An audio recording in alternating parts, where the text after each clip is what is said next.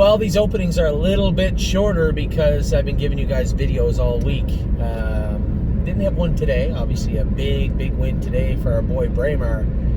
Made it over to Pennsylvania, and I'd said to James when he left, I said, maybe he just needs a little shake-up, the big colt. Put him on a truck, ship him over here. New settings, new surroundings. A lot of horses will sharpen up and come to life when you get them into a new setting, and that's exactly what happened today. Braemar was climbing all over the 4-5 favorite. I literally have been driving for 4 hours and no one has called me. I've been talking to people, but no one has called me. As soon as I start a video, someone calls.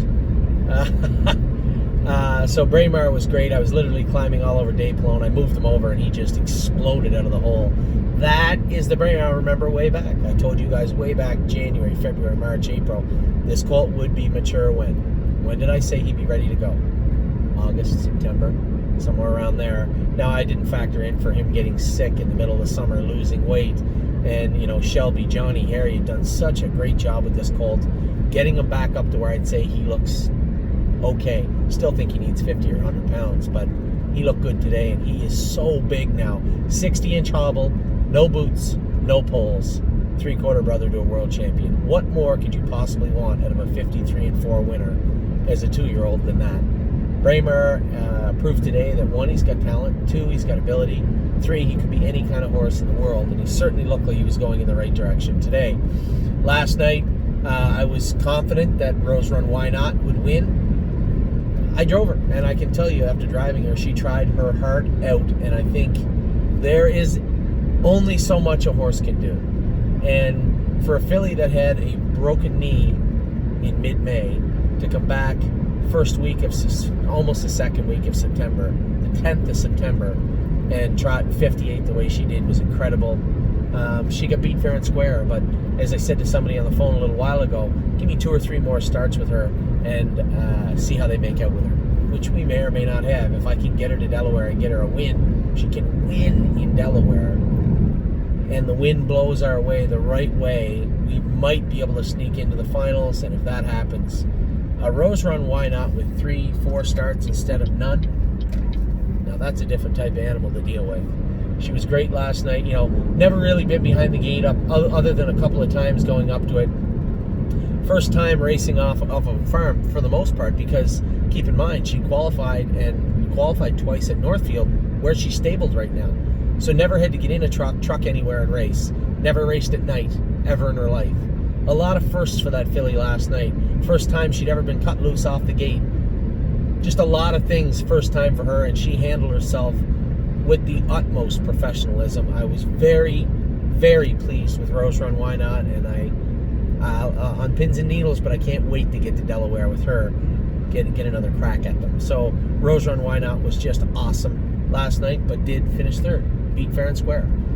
Miss Meringue, another horse, beat fair and square, but as I said to somebody, come off the track last night, and I said to Jason, she's not our fastest filly, she's not our best filly. She might be my favorite horse to drive in the whole barn now. She does nothing wrong. Now, she's not as fast as the other fillies, but she's got this giant frame to grow into. But Rose Run Why Not, one thing I can tell you about her, she understands every facet of racing now. She can leave. Tried to now last night. She had a tough time from the 9-hole keeping up. But she left at the fair. She's controlled the race. She sprinted home. She sat in the pocket. Last night, got away in a hole. Horse made a break in front of her. He took his time getting out of the way, and she ran right up on top of him. Never bothered her. She just kept coming. Finished 5th and raced great. She'll be going to a fair next week also. 2 fairs left for her, so before everybody asks me, Miss Meringue, is she going to the last Buckeye? No, she is not. She'll go to the fair in Upper Sandusky and the fair at Delaware. The reason that is, the fair at Delaware is on the same day as the Buckeye. So Miss Meringue will be in the fair, not the Buckeye, the fair at Delaware. But very, very pleased with everything I've seen from Miss Meringue. Obviously, I guess that's a lie. I would love to see her win in 55 and, have 100,000 on her program, but it didn't happen this year. But she could turn into a really, really nice 3-year-old. Very pleased with Miss Meringue thus far in her training and her racing. Mama Knows Best, a little flat. I think I can't help but thinking maybe some of that lies on our shoulders when it came to Mama Knows Best. She just won so decisively and so powerfully at the fair. We didn't really hammer down on her going in. You're looking at 9-10 days out, and we didn't put her in the bike and go a fast mile with her. And that's twofold. One, I didn't want to overtrain her going into the fall, and two, she's got races left. She's got the Sire Stakes consolation left. Do I really want to button down on her right now and push her and push her and push her and push her and push her? I have to believe that will take its toll later in the fall. So we opted to train her 1.5 miles 3 times. Thought she trained well, but she just felt a little flat to me last night. And I can't help, when we pulled up, I couldn't help but say, geez, I think maybe she just wasn't tight enough. But, you know, it was the first time. She was first over. I could feel her stall when I cleared to the front. She didn't really know what to do. And then she didn't have much of a fight left in the last quarter. So it could have been a number of things. It could have been just that she was flat. But I would say the only horse that raced last night that was a little disappointing, a horse that definitely wasn't disappointing, was Cavill Hanover. New lifetime mark, 153. I just got off the phone with Mark Harder.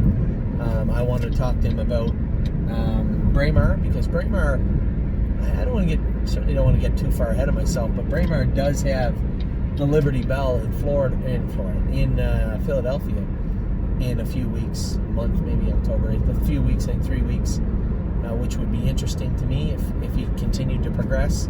And then we're still running into a little roadblock with Stonebridge Simba and West 52nd. West 52nd scoped a little bit of mucus the other day, but there is a class in Philadelphia for him, so I'm just waiting back to hear from Mark whether he thought this horse would do. One thing I've noticed about Mark, which I appreciate from anybody, is that blunt honesty, same as I try to give to you.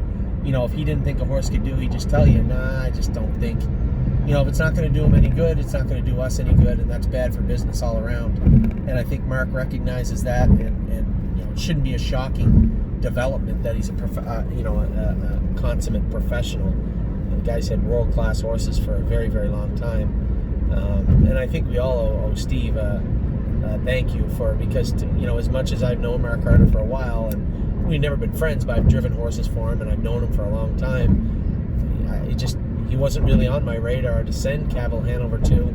It was Steve Palermo that had dropped his name in and said, hey, you know, you're looking for names. I have a horse with Mark Harder, and he's a great guy. He does a great job, and he's certainly right. He did a great job with Cavill Hanover, and you know, it goes back to the old thing, as I said, it isn't so much that Kyle did a poor job. I just don't think it was the right tool for the right job, and not Kyle, but the fact that we were trying to race him. I don't think people understand how difficult those classes are in Ontario.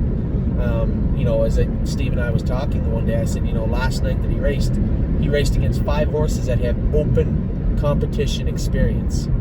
This is a 4-year-old, right out of his sophomore season in New York, racing against 5 horses in the same class had open level experience, and that's a lot to ask.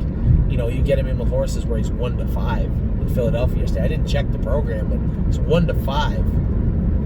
Just a great fit for that horse, and great fit for us. So that's good going forward. I did ask Mark about West 52nd and what his thoughts were on Braemar.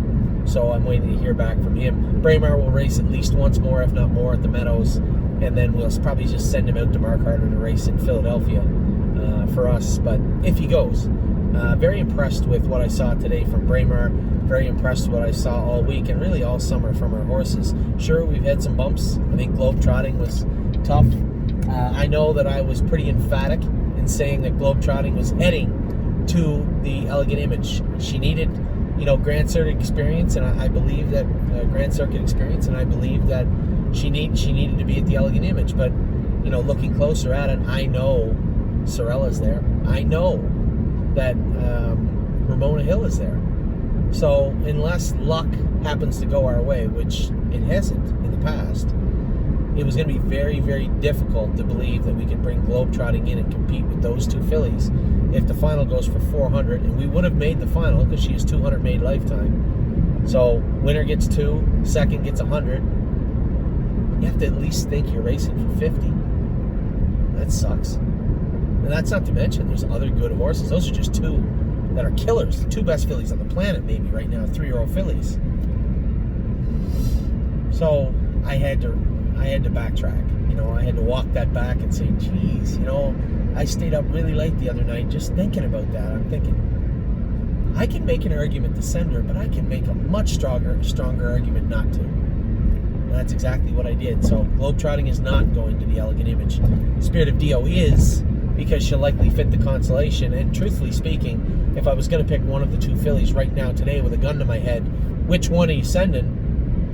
I think I'm going to send the one that just obliterated a field and had the Meadows in 54-2 after being parked well past the quarter with 3 wins in a row coming in. I might pick that one right now. It's not taking anything away from Globetrotting, but certainly a feather in the cap of Spirit of Dio for sure. So that's where I sit on that. I've made my mind up now. I've remade my mind up. Globetrotting is not going to the Elegant Image, and Spirit of Dio is going to the Elegant Image. I fully expect one of two things to happen with Spirit of Dio. Either get in the constellation, or they don't go with the constellation and we get our money back. Another phone call. One of two things will happen there. So that's the week in a nutshell. The fillies raced good for the most part, in the Buckeye last night. The day before, I thought the Compass Rose DC and Spend That Money raced well. Now, as of Wednesday, you'll notice that neither Spend That Money or Compass Rose DC got in. The reason being, Path of Totality's in. She belongs in the class below, but I really don't want to have to train her hard in between starts. And then we do have the Buckeye coming up in Delaware a week from next week. I guess 10 days from now, the 20th, 9 days from now, for those two fillies. So training them up a little bit hard going into the Buckeye. They're going to go back to Jason, train up a little bit harder going into the Buckeye, and then head to Delaware. They can go back to the Meadows at some point after that. But Compass Rose DC does have the stake final consolation. That will go mid-October. Spend That Money doesn't have a whole lot after that. So probably look to race her in the Meadows and bang out some money there with her. So that's where we're at with the horses. I may have forgot some horses along the way, but the Grassroots was pretty tough on Monday. Brilliant Corners was a shining star that night. We'll like to see those horses rebound. The Trotters are coming up this week. Also, importantly, is the sale that's coming up Thursday. So this is what my week looks like. I have 5 horses to drive in the Meadows on Monday. I don't think I have anything Monday night at Northfield Park. Tuesday, I'm definitely at the Meadows again. We have at least one. I think we maybe have 2 or 3 drives. Then Wednesday I'm going to the fair on Wednesday. So Path of Totality looks like Dave Pallone will get the nod on her probably. I'll be going to the fair to race Gray is the New Red, Well and Down. We'll both race there. So we're going to put My Jazz at the fair, but they only have 2 divisions usually every time. Miss Meringue, the fair queen, is going to go, and I think we're going to swap out My Jazz for I'm a Lovely Lady, simply because I'm a Lovely Lady didn't get a chance to race this week. So fair is fair. Forgive the pun. Fair is fair. But I'm a Lovely Lady and Miss Meringue are going to race. That leaves a qualifier, I guess, on Thursday for My Jazz, and maybe even Mama Knows Best also. I guess she doesn't need a qualifier. She raced on Friday night. She might get a qualifier. So those 2 fillies will be qualifying. Trying to prep all, and we'll probably school a little bit. Compass Rose DC, Spend That Money. Now, I don't think I'll be there Thursday morning though, and if I will, I'm gonna have to blow out of there quick. I'm gonna be at the sale. I don't think I need to be there. Anybody can school and qualify those horses. I'm going to the sale Thursday morning. Now, for my partners on Sebastian U, you've probably already figured out, I'm not going to trust anybody to qualify him. We're going to work on his front feet, work on him a little bit. He didn't seem comfortable to me the other day, so we're going to work on Sebastian U and skip a week. We're going to qualify him next Thursday, so I guess theoretically skip 2 weeks with him. I just want to have him good for the fall. I think that those classes work each other. They work themselves into the ground, and then a new wave comes. And I think Sebastian U's already proven he's one of the better ones in that particular division. So make sure he's right, keep him comfortable, and get him back on track. So Thursday, I'm going to be at the sale all day long, making videos for you. Obviously, you know why that's important. I've outlined who I believe, without, now, as I said, as a caveat the other day, without seeing anything from Midland Acres yet, which is a massive consignment. I have outlined 30 horses that I'm going to be taking a very, very close look at. I made videos of all 30 horses. Okay, it's 3 different phone calls. I made videos of all 30 horses. 15 of them are horses I think will be a little higher up, and 15 of them I think are very good value, what I would say value plays at the sale. I think we've done a pretty good job finding some values at all the sales over the years, and I think there's quite a few staring us in the eye at the Ohio sale. We'll see. But I still, as I said, have to see the Midland Acres consignment. Now, when it comes to the sale itself, I appreciate all the emails. I do have these videos. I can send them to you, unless you're a breeder of one of those horses, in which case I'd rather not, if you don't mind. But I'll send those videos out to you guys. You can take a look at them. Just simply send me an email, say, hey, Anthony, can I look at those videos? We've already sent them to 73 people. So a lot of people looking at those videos, which is good, because what I've asked people to do this year is very difficult. And it's not the norm for the stable. Somebody had asked me the other day, well, Anthony, you said you're very close to filling up the ownerships of these horses. What if I haven't responded? You buy the horse, I like the horse, you say, oh, too bad, already sold. Theoretically, that could happen, but that's as much on me as you. Because anybody can say, hey, Anthony, what's your price point on this horse? I'm interested at 1%, 2%, 50%. It doesn't matter. What I would like to do is have people look at what we're looking at, look at the price points, and then at least tell me, yes, I would be interested in that horse at that percentage. Listen, do you know how much it would help me if we went to the sale and I had 4 or 5 horses where 60, 70, 80% of the ownership is spoken for before I get there? Do you know how important, how helpful, how stress relieving that would be for me, especially in this year? So if you're out there and you're on the fence, I don't want to pressure anybody into saying or doing something they're not comfortable doing. But if you're out there and you're saying to yourself, yeah, I want to participate this fall, yeah, I like what you've done in Ohio and want to be a part of the stable.ca in Ohio in 2021, we're going to give you a number of horses to look at, and we're going to give you more on the day before the sale. But we're going to give you a number of horses to look at, and I would really, really like to have lists done for these horses to say, yes, Anthony, I like this one, I like that one. This is what I'm interested in at your price point. It would make my job so much easier. So moving forward, as we go forward for the fall, it would be helpful to me, imagine if I could get 75% of the Ohio purchases paid for before we moved on to Lexington, before we moved on to Harrisburg, Timonium, or any sales in between, the Buckeye or anything else. That would be a huge feather in the cap of myself and the stable.ca. So that's really what we're looking to do moving forward in that regard. Now, also very important, Sunday night, as you may have figured out, I'm on my way home. I booked off race 5 to, not to the happiness of Tim Twaddle apparently, but I booked off race 5, drove Avalanche Hanover, his horse, race good, and I booked off Harness AM and Phantom Sealster, and I believe Harness AM made a break. Tony Hall said it was his fault. He ran up on top of someone. First start without hobbles on, she made a break. That's frustrating. And then Phantom Sealster, I guess, no luck for him with Tim also today. So sorry, Tim. I apologize, but when it comes to being home in time to tuck Adeline into bed and the kids into bed, or driving Phantom Sealster and Harness AM, you're going to lose that one every time. So, I'm less than an hour from my home. I'll be home at 7:30 here on Friday evening. As you can see, I can make this video today and make a couple tomorrow morning because there's not really a whole lot going on Saturday. A few racing here or there, but for the most part, pretty quiet day at the stable.ca. Get Roger to say that. But nevertheless, this is a full week coming, right? A full week coming, and the culmination of that will be on Friday with the sale. Just a lot going on, and I can't stress enough. Listen, guys, the stable.ca has been lucky to find a home away from home in Ohio. The state of Ohio has been very, very kind to us, and I want to continue that trend. To do that, it's got to be done with numbers, right? If I was frugal and only bought better horses last year, we'd have Miss Meringue and a few others. We wouldn't have My Jazz. We wouldn't have Mama Knows Best. We may not even have I'm a Lovely Lady. So, it's important that we end up with 15 to 20 Ohio breds. I have one right now. We have an Uncle Peter that Joel Kravitz is sending us from Winterwood Farms. But aside from that Uncle Peter filly, we don't have any yet.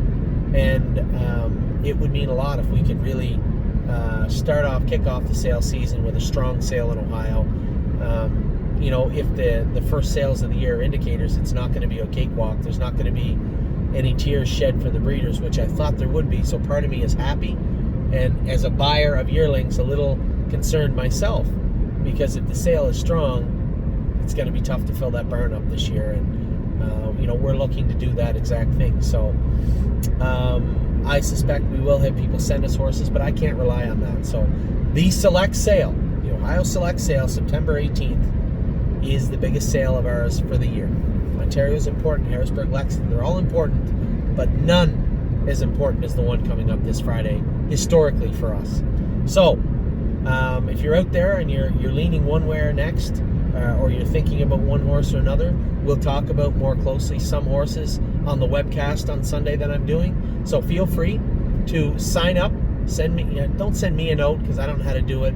Send it to Kelly at the stable, or if she sent the note out and you guys get the note, sign up for the webcast. It'll give you an opportunity and an option to leave a question in there.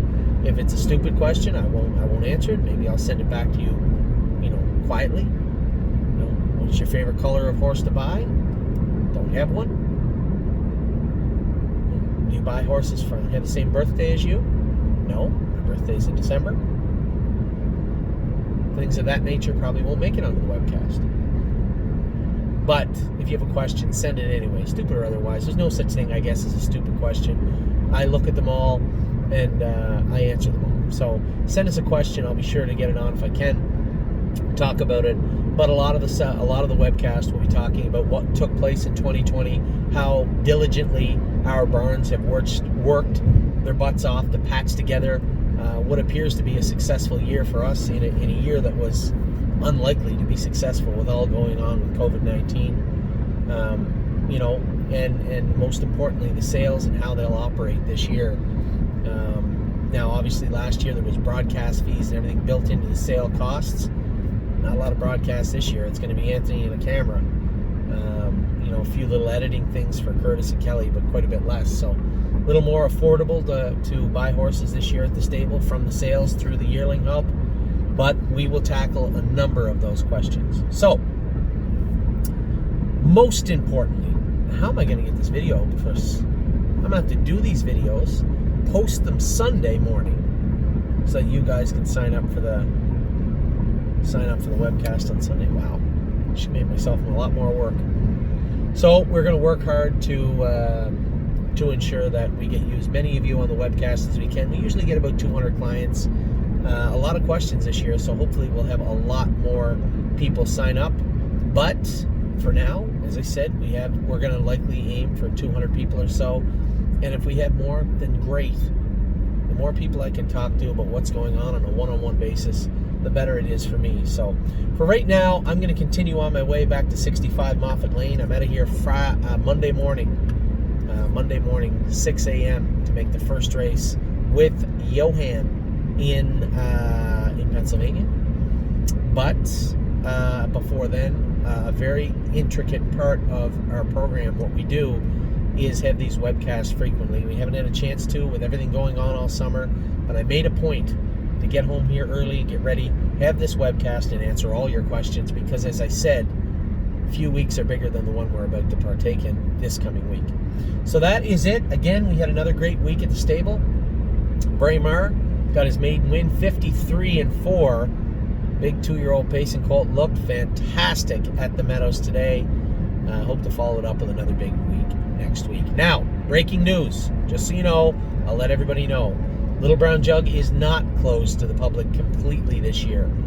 They are allowing people with horses racing on that day. One owner can take one guest. Now, what that means for the stable, I don't know yet. We have many owners who will have at least one guest.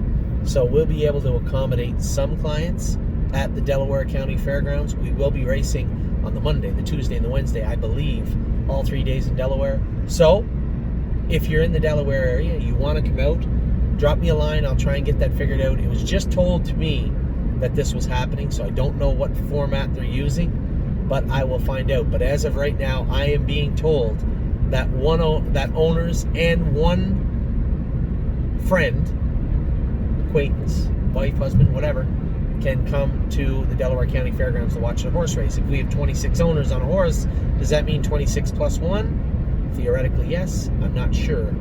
Certainly. So, again, maybe wait till Monday, till we get the webcast out of the way, and then start sending me those emails. I'll forward them to OHA, the Ohio Harness Horse Association, and we'll get you signed up. So, that is your opening. It is Friday. You're getting this video on Sunday morning at the latest, because I want to make sure everybody can get on the webcast that wants to. Send your requests for the webcast, kelly@thestable.ca, or I'm certain if we get all these out, and we will, there'll be a link in here. I guess we'll have to cut it off at noon or something. I don't know what Kelly wants to do. I hope I didn't screw everything up for her. But if we get these videos out on Sunday morning, let Kelly know you want to be a part of the webcast. If you have a question, send the question in. Be happy to answer it. So, that's your opening. Thank you all for all the kind comments all week. Yes, I'm doing the best job I can to make sure that we keep 2020 cobbled together and running smoothly. It's worked well so far. A few little hiccups, but it's worked well so far, and it will continue right into the fall. Take care. Hope you guys are having a healthy and happy fall, I guess. Unofficial start to fall. But as crazy as things were all summer, and they will continue to be, they're going to get a little crazier when the sales start. So I will talk to you all very soon. Take care. Talk to you all.